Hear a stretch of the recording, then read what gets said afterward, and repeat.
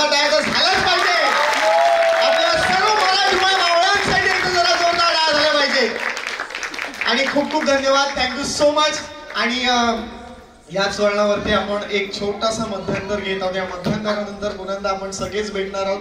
कोणी कुठेही जाऊ नका, पाहत राहा आजचा आपला तुमचा आमचा लाडका कार्यक्रम. त्यामुळे जोरदार टाळ्या वाजवत्या सर्व कलावंतांसाठी. अगदीच काही वेळेस मध्यंतरानंतर आपण पुन्हा भेटू. धन्यवाद.